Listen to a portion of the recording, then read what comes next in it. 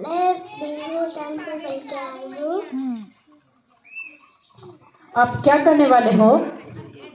मैं एक डांस करने वाली हूँ। आप हमारे स्कूल में क्यों आए हो? मैं आई हूँ। कहाँ से आए हो आप? घर से। घर से। आपका घर कहाँ पे है? बिहू ड्रेस। बिहू ड्रेस।